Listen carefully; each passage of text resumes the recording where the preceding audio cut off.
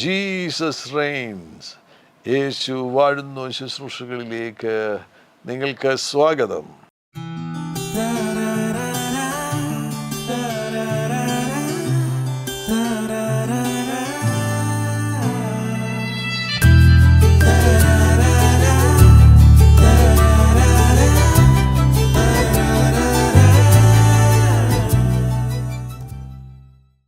പഠനത്തിൽ വിജയം.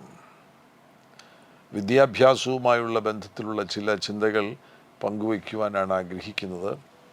ദൈവത്തിൻ്റെ വചനത്തിൽ 111 സങ്കീർത്തനം 10 വാക്യത്തിൽ, സദൃശ്യവാക്യം 1 അധ്യായം 7 വാക്യത്തിൽ, സദൃശ്യവാക്യം 9 അധ്യായം 10 വാക്യത്തിൽ, ഇവിടെയെല്ലാം ജ്ഞാനത്തിൻ്റെ രഹസ്യം പറയുന്നുണ്ട്.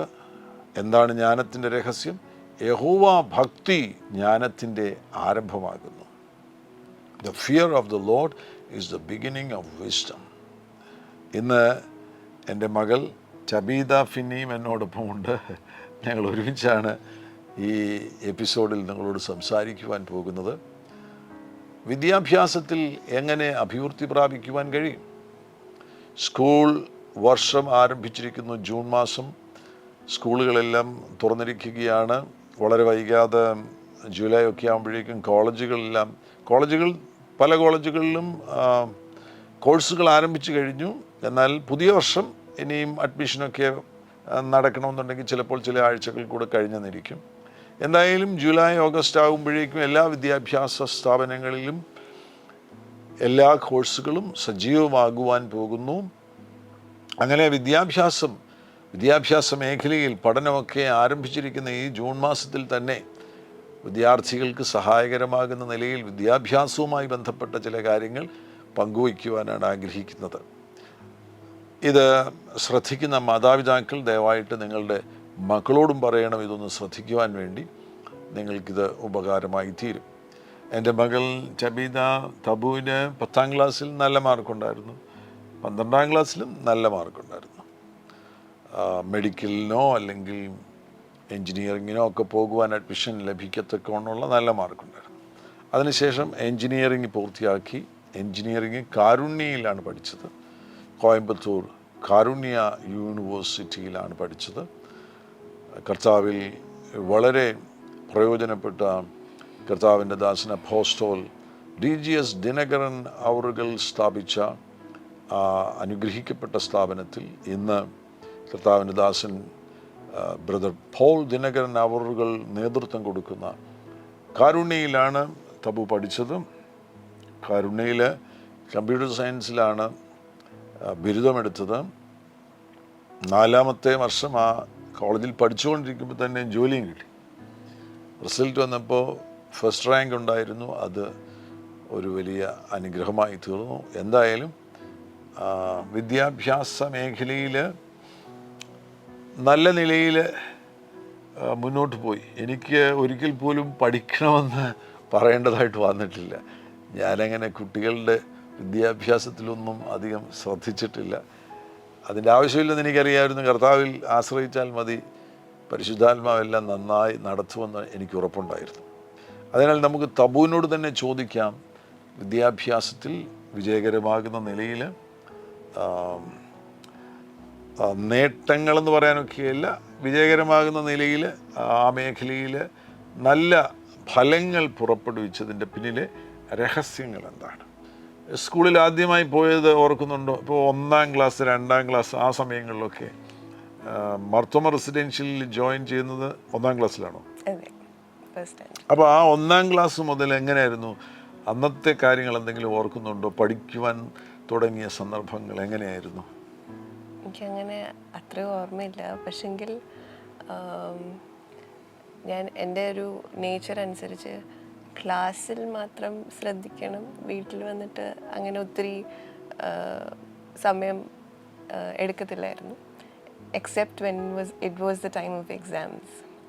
അപ്പോൾ ക്ലാസ്സിൽ കൂടുതൽ ആദ്യ സമയങ്ങളിൽ ക്ലാസ്സിൽ കൂടുതൽ ശ്രദ്ധിക്കും. അത് ഓൾ ത്രൂ ഔട്ട് കോളേജ് അങ്ങനെയായിരുന്നു. കോളേജിൽ പഠിക്കുമ്പോഴും ക്ലാസ്സിൽ അധ്യാപകർ പഠിപ്പിക്കുന്നത് നല്ലപോലെ ശ്രദ്ധിക്കും. അപ്പോൾ ഒരു 100% ഫോക്കസ് ആൻഡ് 100% കോൺസെൻട്രേഷൻ ക്ലാസ്സിൽ കൊടുക്കുക. പിന്നെ തിരിച്ചു വന്ന് ഡാഡിക്കും മമ്മിക്കൊക്കെ അറിയായിരിക്കും വീട്ടിലങ്ങനെ അധികം പഠിക്കത്തില്ലായിരുന്നു. എക്സാംസിൻ്റെ സമയത്തുമ്പോൾ എക്സാംസിൻ്റെ സമയമാകുമ്പോൾ കൂടുതൽ ഫോക്കസ് ചെയ്യുമായിരുന്നു പഠനത്തിൽ.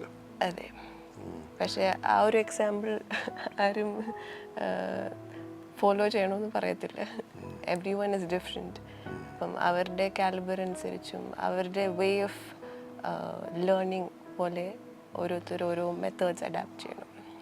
അപ്പോൾ തബു പറയുന്നത് തബു ശീലിച്ച ഒരു മെത്തേഡ് തന്നെ എല്ലാവരും ശീലിക്കണമെന്നില്ല.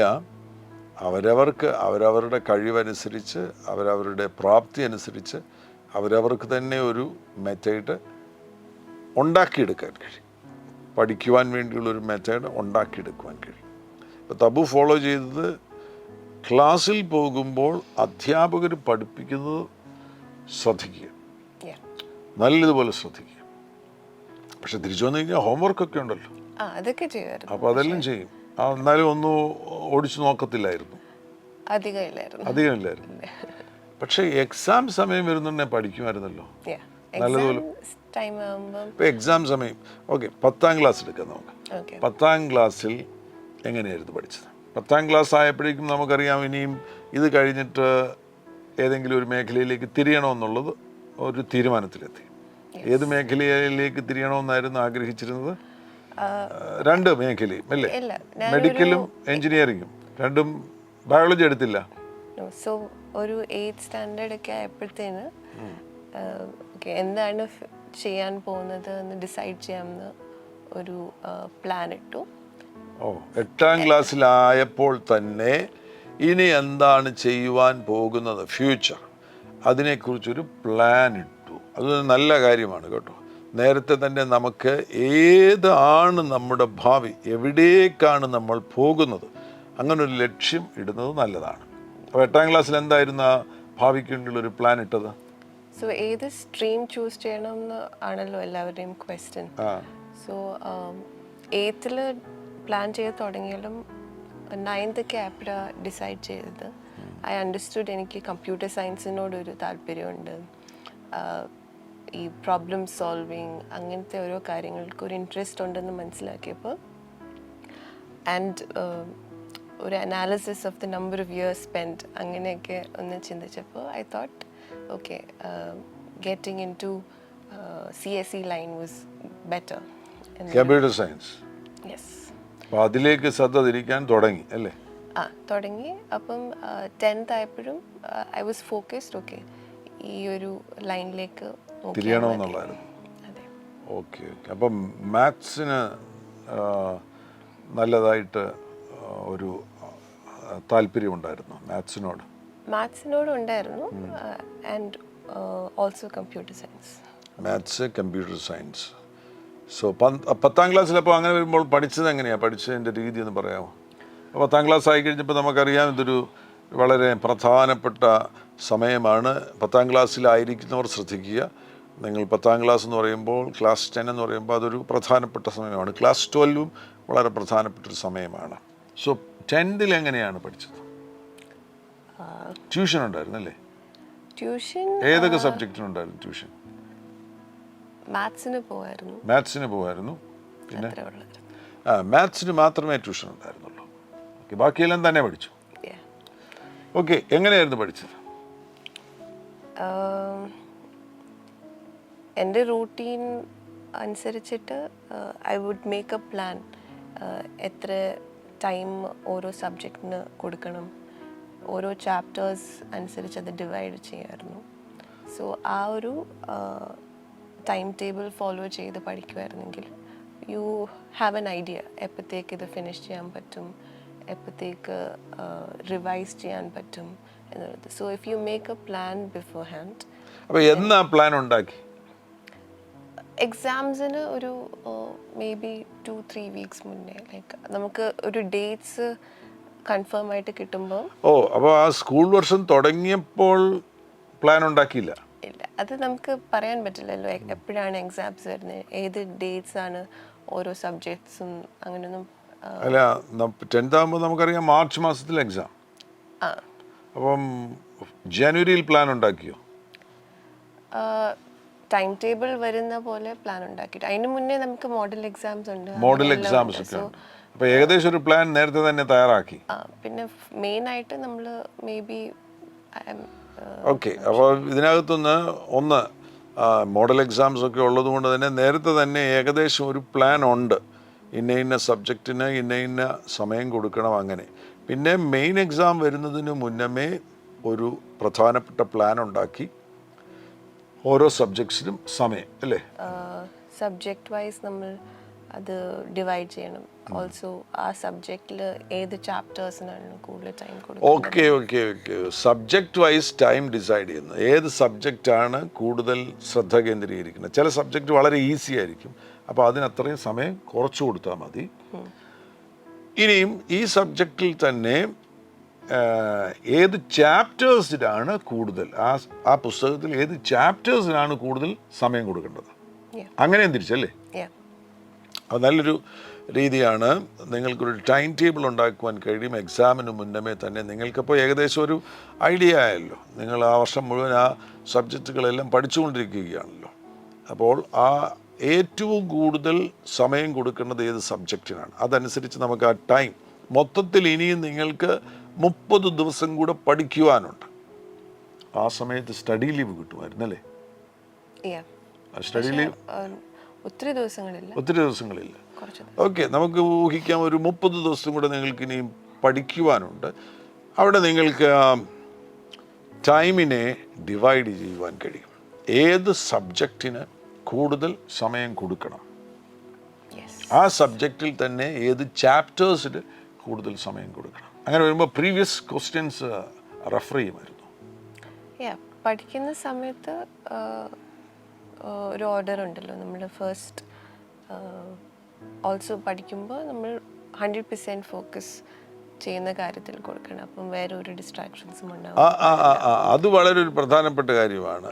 ഈ പഠിക്കുന്ന സമയത്ത് പഠനത്തിൽ 100% ഏകാഗ്രത കൊടുക്കണം, കോൺസെൻട്രേഷൻ കൊടുക്കണം, വേറെ ഡിസ്ട്രാക്ഷൻസ് ഉണ്ടാകരുത്. അപ്പോൾ ഫോൺ ഉണ്ടായിരുന്നില്ല ആ സമയത്ത്?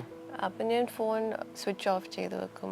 ഫോൺ സ്വിച്ച് ഓഫ് ചെയ്ത് വെക്കും. അത് നോക്കുക, ഫോൺ സ്വിച്ച് ഓഫ് ചെയ്ത് വെക്കും. ഡിസ്ട്രാക്ഷൻ ഉണ്ടാകാതിരിക്കാൻ വേണ്ടി ഫോൺ സ്വിച്ച് ഓഫ് ചെയ്ത് വെക്കും. പിന്നെ നിങ്ങളുടെ ആ സമയത്ത് അത്രയും മീഡിയ ഒന്നും ആയിട്ടില്ലെന്ന് തോന്നുന്നല്ലേ? ഫേസ്ബുക്ക് അങ്ങനെയുള്ള ഈ മീഡിയ മേഖല അത്രയും ഓപ്പൺ ആയിട്ടുണ്ടോ? ഉണ്ട്. ഒത്തിരിയില്ല. ഇന്നത്തെ പോലെ കുട്ടികൾ ഒരുപാട് മീഡിയയിലേക്ക് പോകുന്ന ഒരു സമയമല്ല. എന്നാൽ അവിടെ വൈസായിട്ടുള്ളൊരു ഡിസിഷൻ എടുക്കുന്നുണ്ട്.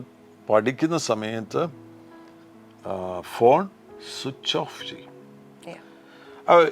ഓക്കെ, അപ്പോൾ ഈ പഠിക്കുന്ന സമയത്ത് ഫോൺ സ്വിച്ച് ഓഫ് ചെയ്യുന്ന ഡിസ്ട്രാക്ഷൻ ഉണ്ടാകാതിരിക്കാൻ വേണ്ടിയാണ്.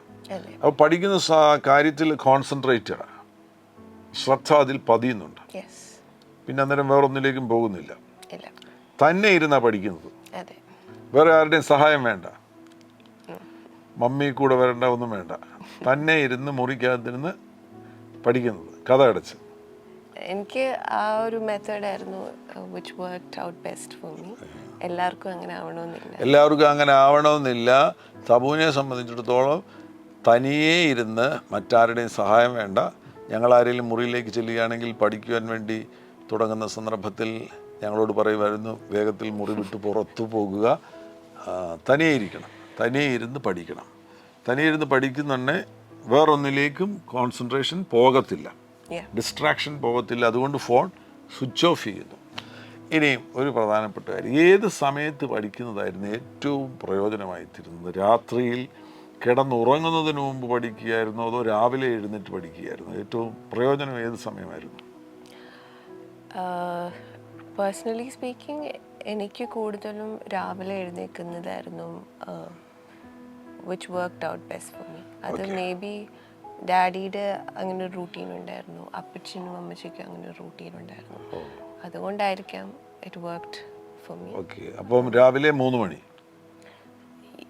എക്സാംസ് ഉള്ള സമയത്തൊക്കെ 3 o'clock, may be 3 o'clock in the morning. Exam ഉള്ള സമയത്തൊക്കെ രാവിലെ 3 o'clock എഴുന്നേൽക്കുമായിരുന്നു. അതിനൊരു കാരണം പറയുന്നുണ്ട്, ഞങ്ങൾ ഫോളോ ചെയ്യുന്നത്. ഇപ്പോൾ ഞാൻ രാവിലെ എഴുന്നേൽക്കുന്നൊരു സ്വഭാവം എനിക്ക് നേരത്തെ മുതൽ ഞാൻ വളർത്തിയെടുത്തിരുന്നു. എൻ്റെ ഫാദർ അല്ലെങ്കിൽ തബുവിൻ്റെ ഗ്രാൻഡ് ഫാദറും അവരും രാവിലെ എഴുന്നേൽക്കുന്നവരായിരുന്നു.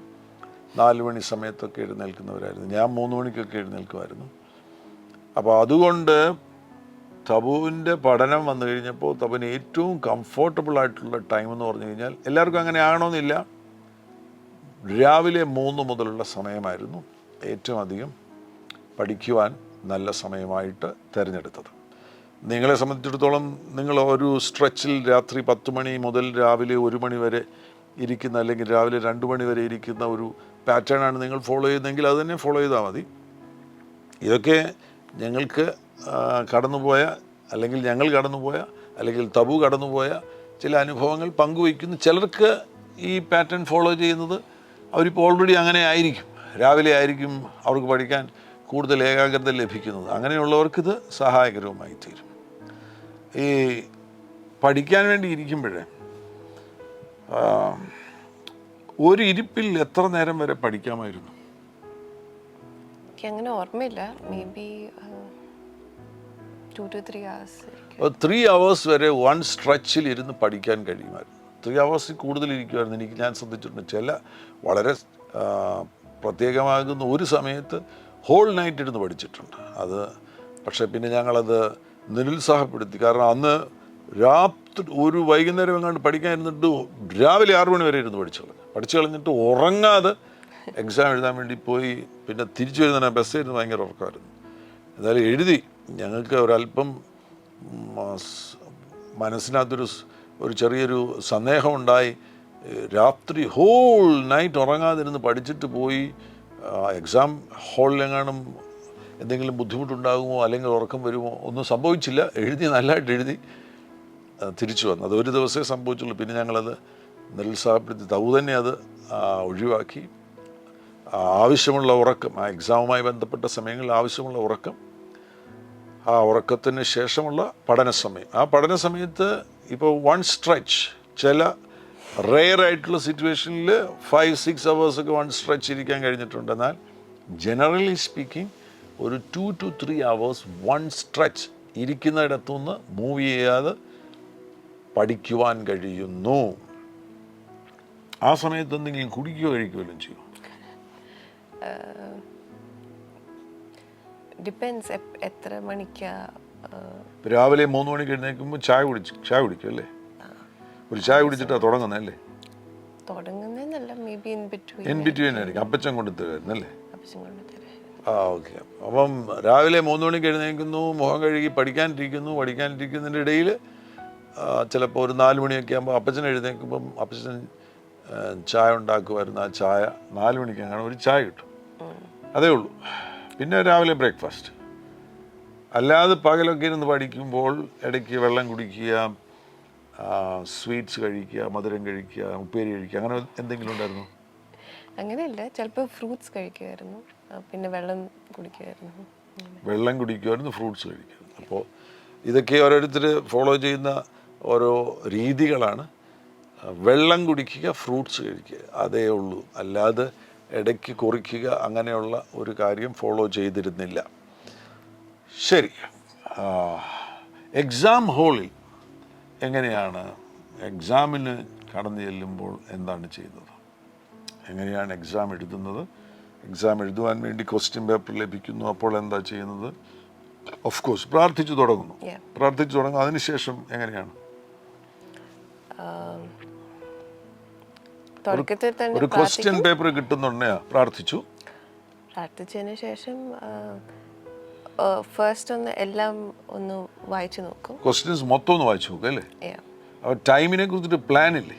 അപ്പം ക്വസ്റ്റ്യൻ ഫുൾ വായിച്ചു നോക്കിയാൽ then we can divide time accordingly. എത്ര മണിക്കൂറായിരുന്നു exam? 10th maybe 2 hours. 2 hours. 12th 3 hours ഉണ്ട്. എഞ്ചിനീയറിംഗിന് 3 hours. എഞ്ചിനീയറിംഗിന് 3 hours. അപ്പോൾ 3 hours നമ്മുടെ നമ്മുടെ മനസ്സിൽ തന്നെ ഒന്ന് ഡിവൈഡ് ചെയ്യും അല്ലേ? നമ്മൾക്ക് ക്വസ്റ്റ്യൻസ് കാണുമ്പോൾ മനസ്സിലാവും, okay this section would need more time. അപ്പം ഇത് അതിന് മുന്നത്തെ സെഷൻ ഇത്രയും സമയത്തിൽ ഫിനിഷ് ചെയ്യണം, എന്നാലേ നമുക്ക് ഇതിന് കൂടുതൽ ടൈം കൊടുക്കാൻ പറ്റുള്ളൂ എന്നുള്ളൊരു അങ്ങനെ ഒരു പ്ലാൻ. ഇതൊരു മെൻ്റൽ പ്ലാനിങ് അല്ലേ? യെസ്. മൈൻഡിനകത്തുള്ള പ്ലാനിങ്. ഇത് കേട്ടോ, ആ ക്വസ്റ്റ്യൻ പേപ്പർ ലഭിക്കുമ്പോൾ മൊത്തത്തിലൊന്ന് വായിക്കുന്നു. ആദ്യം പ്രാർത്ഥിക്കുന്നു, പിന്നെ മൊത്തത്തിലൊന്ന് വായിക്കുന്നു. മൊത്തത്തിൽ വായിക്കുന്നുണ്ടെങ്കിൽ ഏതൊക്കെ ക്വസ്റ്റ്യൻസ് എങ്ങനെയൊക്കെയാണെന്നുള്ള മനസ്സിലാകുന്നുണ്ടെങ്കിൽ ഒരു ക്വസ്റ്റ്യന് കൂടുതൽ സമയം ആവശ്യമുണ്ടെന്ന് മനസ്സിലാകുമ്പോൾ അതനുസരിച്ച് ബാക്കിയുള്ള ക്വസ്റ്റ്യനുകൾക്ക് സമയം കുറയ്ക്കുവാൻ തക്കവണ്ണമായിട്ട് ഒരു മെൻ്റൽ പ്ലാനിങ് ഉണ്ട്. മൈൻഡിലൊരു പ്ലാനിങ് നടത്തുന്നുണ്ട്. ആ പ്ലാനിങ്ങോട് കൂടിയാണ് എഴുതാൻ തുടങ്ങുന്നത്. അപ്പോൾ അന്നേരം ആ മൈൻഡ് പ്ലാനിങ് അനുസരിച്ച് ആ ക്വസ്റ്റ്യൻസ് ഫിനിഷ് ചെയ്ത് പോകും അല്ലേ? മോസ്റ്റ്ലി വലിയ വ്യത്യാസമില്ലാതെ പോകും. അത് ഉചിതമാകുന്നൊരു കാര്യമാകുന്നു. അങ്ങനെ വരുമ്പോൾ എല്ലാ ക്വസ്റ്റ്യൻസും എഴുതിയിരിക്കും. എല്ലാ ക്വസ്റ്റ്യൻസിനും നമുക്ക് എത്ര ആവശ്യമുണ്ട് അത് മുഴുവൻ എഴുതിയിരിക്കും. ഒന്നും ഒഴിവാക്കേണ്ടതായിട്ട് വരുന്നില്ല. ചിലർക്ക് ഉണ്ടാകുന്നത് പറഞ്ഞാൽ ചില കാര്യങ്ങൾ എഴുതി അവസാനം വരുന്നുണ്ടെങ്കിൽ ഒരു ക്വസ്റ്റ്യൻ എഴുതാനുള്ള സമയമില്ല. അങ്ങനെ ഒരു ക്വസ്റ്റ്യൻ ചിലപ്പം ചിലർക്ക് ഒഴിവാക്കേണ്ടതായിട്ട് വരുന്നു. പക്ഷേ ഇവിടെ അത് കറക്റ്റ് പ്ലാനിങ് നടത്തുന്നതുകൊണ്ട് ഇതുവരെ അങ്ങനെ ക്വസ്റ്റ്യൻസ് നഷ്ടപ്പെട്ട് സമയം കിട്ടാതെ വന്നിട്ടുണ്ടോ? എൻ്റെ ഓർമ്മയിലില്ല. ഒരു പ്രാവശ്യം പോലും സമയം കിട്ടാതെ വന്നിട്ടില്ല. എല്ലാ ക്വസ്റ്റ്യൻസും അറ്റംപ്റ്റ് ചെയ്യണം. എത്ര ക്വസ്റ്റ്യൻസ് നമ്മൾ അറ്റംപ്റ്റ് ചെയ്യുവാനുണ്ടോ ആ ക്വസ്റ്റ്യൻസ് മുഴുവൻ അറ്റംപ്റ്റ് ചെയ്യുവാനുള്ള സമയം മൈൻഡിൽ പ്ലാൻ ചെയ്യുന്നു. അത് വളരെ വളരെ അത്യാവശ്യമായിട്ടുള്ളൊരു കാര്യമാണ്. ഓക്കെ, എൻജിനീയറിങ്ങിലേക്ക് വരാം. എൻജിനീയറിങ്ങിൽ വന്നപ്പോൾ അന്ന് ശീലിച്ച പഠന രീതികൾ എന്തായിരുന്നു? ഇത് സെയിം പാറ്റേൺ ഫോളോ ചെയ്യായിരുന്നു. അന്ന് ഹോസ്റ്റലിലായിരുന്നല്ലോ. ഹോസ്റ്റലിൽ ആദ്യം വീട്ടിലായിരുന്നു, പിന്നെ ഹോസ്റ്റലിൽ പോയതിന് ശേഷം എങ്ങനെയായിരുന്നു? ക്ലാസ്സിൽ അറ്റൻഡ് ചെയ്യുന്നു, കേൾക്കുന്നു, പഠിക്കുന്നു. ഹോസ്റ്റലിൽ വന്ന് പഠിക്കുമായിരുന്നു? ഹോസ്റ്റലിൽ എൻജിനീയറിങ്ങിൻ്റെ സമയത്ത് കൂടുതലും നമുക്ക് അസൈൻമെൻറ്റ്സും അങ്ങനെയൊക്കെ ഉള്ളതുകൊണ്ട് പഠിക്കാൻ അങ്ങനെ ടൈമില്ലായിരുന്നു. And I was mostly involve in a lot of other college activities. ഇപ്പം പ്രാക്ടീസസ് ഉണ്ടായിരുന്നു, വർഷിപ്പ് സെഷൻസിന് വേണ്ടിയിട്ടും ഫെലോഷിപ്സ് ഉണ്ടായിരുന്നു. അപ്പോൾ കൂടുതലും ഞാൻ അവിടെയായിരുന്നു. അപ്പം ഓൺലി എക്സാംസിൻ്റെ സമയത്തേ ഉള്ളായിരുന്നു അങ്ങനെ ആ ഒരു ബാലൻസ് കണ്ടുപിടിക്കുന്നത്. But mostly I was involve in a lot of other activities. കോളേജിൽ പഠിക്കുന്ന സമയത്ത് ഒരുപാട് ആക്ടിവിറ്റീസിൽ ഇൻവോൾവ് ആയിരുന്നു. അതെ. അപ്പോൾ ആ പഠിക്കുന്ന ആ എക്സാം സമയത്താണ് പഠിച്ചിരുന്നത്, നല്ലതുപോലെ പഠിച്ചിരുന്നത്. ബാക്കിയെല്ലാം അസൈൻമെൻറ്റ്സ് ഒരുപാടുണ്ട് ചെയ്യാനും, അതെല്ലാം ഫിനിഷ് ചെയ്യുമായിരുന്നു. പക്ഷേ എല്ലാം ഇവിടെ ഒരു പ്രധാനപ്പെട്ട കാര്യം, നമുക്ക് ഓരോ ലൈക്ക് ഒരു ടേമിലും ഫിനിഷ് ചെയ്യേണ്ട കാര്യങ്ങളെല്ലാം ഫിനിഷ് ചെയ്ത് തന്നെ പോകണം. അത് ഒന്നും ബാലൻസ് ഇടരുത് അല്ലേ? അസൈൻമെൻറ്റ്സ് ചെയ്യേണ്ടതെല്ലാം അസൈൻമെൻറ്റ്സ് ചെയ്യണം, പൂർത്തീകരിക്കാതെ പോകരുത്. കൃത്യനിഷ്ഠ എന്ന് പറയുന്നത്, അപ്പോൾ ഇവിടെ ഒരു ഡിസിപ്ലിനിങ്, സെൽഫ് ഡിസിപ്ലിനിങ് എന്ന് പറയുന്നൊരു ഭാഗം വളരെ പ്രധാനപ്പെട്ടതാണ്. നമുക്കതിനൊരു പ്ലാനുണ്ട്, ഇന്ന കാര്യം ഇന്ന സമയത്ത് തീർക്കണം, ഇന്ന ആക്ടിവിറ്റി. ചർച്ചിൻ്റെ ആക്ടിവിറ്റീസ് ഉണ്ട്. അവിടെ കാരുണ്യയിലായിരുന്നപ്പോൾ അവിടെ വർഷിപ്പ് സെഷൻസ് ഒക്കെ ഉണ്ട്. അപ്പോൾ ചർച്ച് ആക്ടിവിറ്റീസ് ഉണ്ട്. ആ ചർച്ച് ആക്ടിവിറ്റീസിന് ഇന്ന സമയം മാറ്റിവെക്കണം, അസൈൻമെൻറ്റ്സിന് ഇന്ന സമയം മാറ്റിവെക്കണം. ഈ നിലയിലൊരു ഡിസിപ്ലിനിങ് ഉണ്ടായിരുന്നു. What to do and when to do എന്നുള്ള ഒരു ഡിസിപ്ലിനിങ്, അത് കൃത്യമായിട്ട് ചെയ്തിരിക്കും അല്ലേ? അത് ഒരു ടൈം ലൈൻ ഉണ്ടാക്കിയാൽ അത് ഫോളോ ചെയ്തിരിക്കും. ദിസ് ഈസ് വളരെ ഇമ്പോർട്ടൻറ്റ്. പലരും ടൈം ലൈൻ ഉണ്ടാക്കും, പക്ഷേ ഫോളോ ചെയ്യത്തില്ല. തവു പറയുന്നത് ശ്രദ്ധിക്കുക, ഒരു ടൈം ലൈൻ ഉണ്ടാക്കിയാൽ ഫോളോ ചെയ്തിരിക്കും. അങ്ങനെ ഒരു നിർബന്ധം നിങ്ങളിൽ ഉണ്ടാകണം. നിങ്ങൾ തന്നെ ഒരു ടൈം ലൈൻ ഉണ്ടാക്കണം, അത് ഫോളോ ചെയ്തിരിക്കണം. അപ്പോൾ ഈ നമുക്ക് ഈ സുഹൃത്തുക്കളൊക്കെ വരുമല്ലോ, കൂട്ടുകാരും അങ്ങനെയുള്ള ആളുകളൊക്കെ വരുന്നുണ്ട്. അവർ മുഖാന്തരം പഠനത്തിന് എന്തെങ്കിലും ബുദ്ധിമുട്ട് വന്നിട്ടുണ്ടോ? വന്നിട്ടില്ല. അപ്പം നമ്മൾ തിരഞ്ഞെടുക്കുന്ന കൂട്ടുകാർ അതുപോലുള്ള കൂട്ടുകാരല്ലേ? അതെങ്ങനെയാ തിരഞ്ഞെടുക്കുന്നത് കൂട്ടുകാരെ? എൻ്റെ closest friends have always been throughout with me all throughout this journey. സ്കൂളിൽ നിന്നുള്ളവരാണെങ്കിലും കോളേജിൽ നിന്നുള്ളവരാണെങ്കിലും ഇപ്പോഴും എൻ്റെ അവരേറ്റവും. സ്കൂളിൽ നിന്നുള്ള കൂട്ടുകാർ ഇപ്പോഴും ഉണ്ട് കൂട്ടുകാരാ, കോളേജിലുള്ള കൂട്ടുകാർ ഇപ്പോഴും കൂട്ടുകാരാണ്. അപ്പോൾ അവരെ എങ്ങനെ തിരഞ്ഞെടുക്കുന്നത്?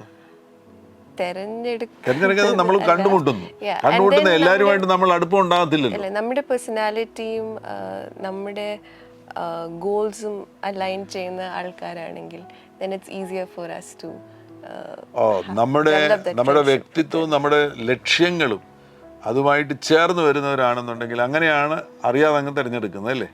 തിരഞ്ഞെടുക്കുക അല്ല, ബന്ധം ഉണ്ടാകുന്നു. ബന്ധങ്ങളുണ്ടാവും. തിരഞ്ഞെടുപ്പല്ല അവിടെ സംഭവിക്കുന്നത്. ഉറപ്പായിട്ടും നമ്മൾ ഒരാളുമായിട്ട് അസോസിയേറ്റ് ചെയ്യുന്നുണ്ടെങ്കിൽ നമുക്ക് തോന്നും ഇയാളുമായിട്ട് ബന്ധം വേണ്ട ആ ഒരു അവോയ്ഡ് ചെയ്ത് അണ്ടർസ്റ്റാൻഡ് അവരുടെ സ്വഭാവം എങ്ങനെയാ,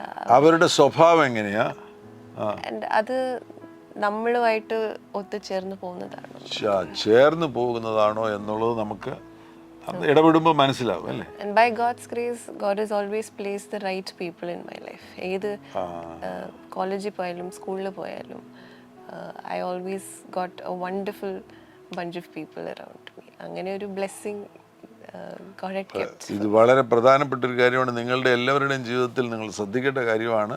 നിങ്ങളുടെ വിദ്യാഭ്യാസം അനുഗ്രഹിക്കപ്പെടണമെന്നുണ്ടെങ്കിൽ നിങ്ങളുടെ കൂട്ടുകെട്ടുകൾ വളരെ പ്രധാനപ്പെട്ടതാണ്, വളരെ പ്രധാനപ്പെട്ടതാണ്. അപ്പം തവു പറഞ്ഞൊരു കാര്യം ശ്രദ്ധിച്ചോ, ദൈവം സഹായിച്ചു എന്ന് തവു പ്രത്യേകമായിട്ട് പറയുകയാണ്. ദൈവത്തിൻ്റെ വലിയൊരു കൃപയാണ് ആ റൈറ്റ് ആയിട്ടുള്ള ഫ്രണ്ട്സുമായിട്ടുള്ള ഒരു അസോസിയേഷൻ ഉണ്ടായി.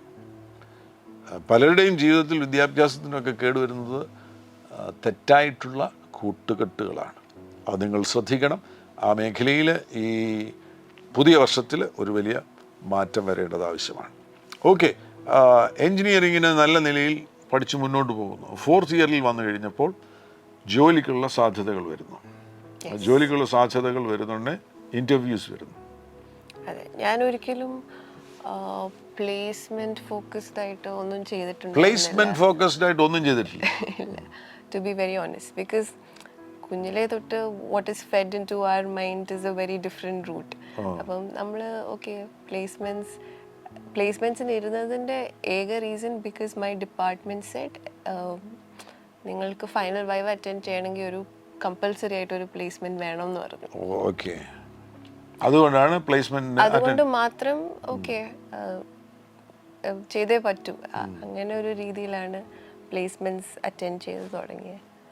അങ്ങനെ but God always keeps the best for his children. അപ്പം അങ്ങനെ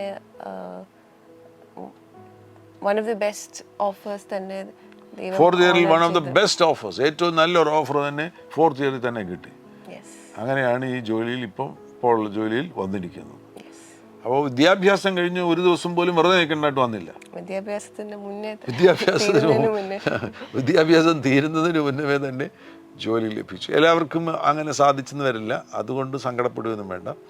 ചിലർക്ക് ചിലപ്പം വിദ്യാഭ്യാസം തീരുന്നതിന് മുമ്പ് തന്നെ ജോലി ലഭിച്ചെന്ന് വരും. അങ്ങനെ തന്നെ നിങ്ങൾക്കുണ്ടാകട്ടെ. നിങ്ങളിപ്പോൾ ഒരു എൻജിനീയറിംഗ് പ്രൊഫഷൻ ആകുന്നുവെങ്കിൽ, ആ മേഖലയിലാകുന്നുവെങ്കിൽ അങ്ങനെ നിങ്ങൾക്ക് ജോലി ലഭിക്കട്ടെ. മറ്റുള്ളവർക്ക് അങ്ങനെ ഉള്ള മറ്റു മേഖലയിൽ പഠിക്കുന്നവർക്ക് അങ്ങനെ ജോലി ലഭിക്കണമെന്നില്ല.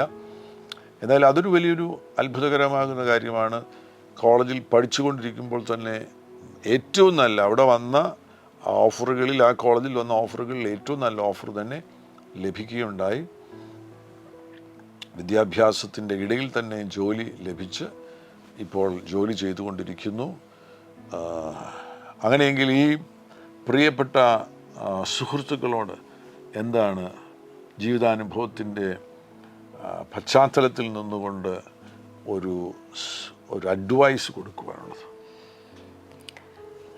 ഡാഡി പറഞ്ഞ പോലെ discipline is very important. Discipline is very important. Planning things in advance. Planning things in advance very important. നിങ്ങളുടെ കാര്യങ്ങൾ മുന്നമേ തന്നെ നിങ്ങൾ രൂപപ്പെടുത്തണം. പിന്നെ ആ ഒരു ഫോക്കസ് വേണം. എന്ത് ചെയ്താലും ഫോക്കസ് വേണം. അതിൽ നിങ്ങൾ ഫോക്കസ്ഡ് ആകണം. So disciplining, planning things very early, focusing, and so that will bring about an order in your life. അങ്ങനെ വരുമ്പോൾ അത് തന്നെ നിങ്ങളുടെ ജീവിതത്തിൽ ഒരു ക്രമം കൊണ്ടുവരും, ഒരു ഓർഡർ കൊണ്ടുവരും. So then it's easy. എവിടെ കൊണ്ടിട്ടാലും you'll adapt to that situation and you can perform in a good manner. Amen. Praise the Lord. Hallelujah. ഞങ്ങൾ ഒരുമിച്ച് പ്രാർത്ഥിക്കാം. പരിശുദ്ധ പിതാവേ, യേശു ക്രിസ്തുവിൻ നാമത്തിൽ ഞങ്ങളെ കേൾക്കുന്ന എല്ലാ പ്രിയപ്പെട്ടവർക്കും വേണ്ടി യേശുവിൻ നാമത്തിൽ ഞങ്ങൾ പ്രാർത്ഥിക്കുന്നു. വിശേഷിച്ച് വിദ്യാർത്ഥികൾക്ക് വേണ്ടി പ്രാർത്ഥിക്കുന്നു. പുതിയ വിദ്യാഭ്യാസ വർഷം ആരംഭിച്ചിരിക്കുന്നു. കർത്താവേ, അവരുടെ എല്ലാം ജീവിതത്തിൽ ഏറ്റവും നല്ല നിലയിലുള്ള വിജയം ലഭിക്കുവാൻ തക്കവണ്ണമുള്ള ആമേൻ. വിദ്യാഭ്യാസ പദ്ധതികൾ അവരുടെ ജീവിതത്തിൽ ഈ വർഷത്തിൽ സംഭവിക്കട്ടെ എന്ന് പ്രാർത്ഥിക്കുകയാണ്. അതെല്ലാം ക്രമപ്പെടുത്തി രൂപപ്പെടുത്തി വളരെ വ്യക്തമാകുന്ന നിലയിൽ തങ്ങളുടെ ജീവിതത്തിൽ ഡിസിപ്ലിനിങ് ഉള്ള നിലയിൽ ആ കാര്യങ്ങൾ മുന്നോട്ട് പോകുവാൻ തക്കവണ്ണം അങ്ങൊരത്ഭുതത്തെ ചെയ്യണമേ എന്ന് പ്രാർത്ഥിക്കുകയാണ്. ഈ പ്രിയപ്പെട്ടവരെ പിതൃപുത്ര പരിശുദ്ധാത്മനാമത്തിൽ അനുഗ്രഹിക്കുകയാണ്. ഈ കുഞ്ഞുങ്ങളെ ഓർത്ത് കർത്താവെ മാതാപിതാക്കൾ ആകുലപ്പെടുവാനോ വ്യാകുലപ്പെടുവാനോ ഇടവരരുത്. ദൈവത്തിൽ ആശ്രയിക്കുവാനും പ്രാർത്ഥിക്കുവാനും കർത്താവെ അവർക്ക് ബോധ്യം കൊടുക്കണമേ എന്ന് പ്രാർത്ഥിക്കുകയാണ്. അങ്ങയുടെ ജനത്തെ പിതാവിൻ്റെയും പുത്രൻ്റെയും പരിശുദ്ധാത്മാവിൻ്റെയും നാമത്തിൽ അനുഗ്രഹിച്ച് പ്രാർത്ഥിക്കുന്നു, യേശു ക്രിസ്തുവിൻ നാമത്തിൽ തന്നെ. ആമേൻ. ഹല്ലേലൂയ. ഞങ്ങളെ ശ്രദ്ധിച്ചതിന് പ്രത്യേകമാകുന്ന നന്ദി. ഈ സന്ദേശം നിങ്ങൾ തീർച്ചയായിട്ടും മറ്റുള്ളവരുമായി പങ്കുവയ്ക്കണം. ഈ ചാനൽ നിങ്ങൾ ഇതുവരെയും സബ്സ്ക്രൈബ് ചെയ്തിട്ടില്ല എങ്കിൽ ദയവായി സബ്സ്ക്രൈബ് ചെയ്യുക. കർത്താവാകുന്ന യേശു നിങ്ങളുടെ കൂടെ ഇരിക്കട്ടെ. God bless you. ആമേൻ.